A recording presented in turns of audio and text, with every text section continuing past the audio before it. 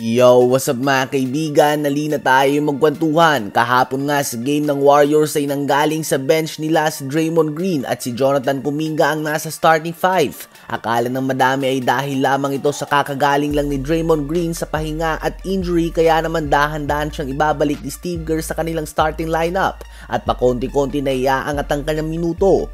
Ngunit hindi lang nga ito mga kaibigan ang kaso. Kinumpirma ni Steve Kerr na plano niya at oras na nga daw na maging starter si Jonathan Kuminga at manggaling sa bench ang veteran former Defensive Player of the Year winner Draymond Green. Gusto niya nga daw na i-maximize si Jonathan Kuminga at hindi paguri ng gusto si Draymond Green. Si Draymond nga daw ang magtatapos sa mga first half and second half bilang kanilang starting center. Ganun pa man, dahil sa ankle injury ni Andrew Wiggins, posibleng madelay muna ang plano na ito ni Steve Kerr. Subalit kapag kumpleto na ang kanilang starting lineup ay ito na nga ang planong lineup ni Steve Kerr. Starting power forward si Jonathan Kuminga at si Draymond Green naman ang center sa ending ng first half at second half, o basically sa dulo ng second quarter at ng fourth quarter. So once again, small ball lineup nga ang planong panapos si Steve Kerr ng mga games. Si Draymond ay welcoming naman sa ideya na ito at sinabi niya na siya mismo ay produkto siya na nabigyan ng pagkakataon dahil nagpaubaya ang veteran na kaposisyon niya. At yan nga ay si David Lee mga kaibigan.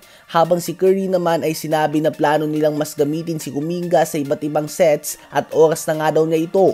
So ayun nga mga kaibigan, ang Warriors ay natalo pa lamang kahapon, making it their 6th loss in the last 7 games. At hanggang ngayon ay patuloy ang kanilang eksperimento sa kanilang lineup. Ano ba masasabi nyo tungkol dito? Habang ang Cleveland Cavaliers naman ay tinalo ang Charlotte Hornets na walang LaMelo Ball sa score na 116-102. Nagtala si Evan Mobley ng 23 points sa 9 first quarter minutes lamang on 5 of 5 shooting sa 3-point line at nagtapos sa may career high 41 points at sinamahan niya din ito ng 10 rebounds and 3 blocks on 16 of 23 shooting sa field and 6 of 8 shooting sa 3-point line.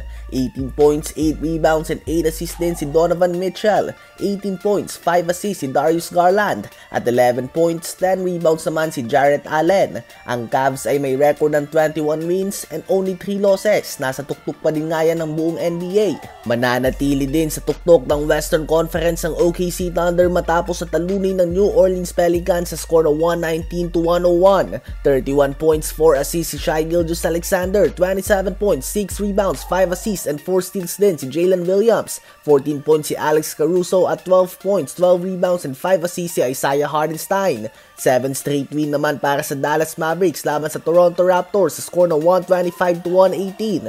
Nagtala ng 29.6 rebounds and 4 assists si Kyrie Irving. Triple-double naman kay Luka Doncic na 30 points, 13 rebounds, 11 assists at meron din siyang 4 steals. At 20 points naman si Klay Thompson. Ang Mavs ay hawak na ngayon ng second best record sa Western Conference.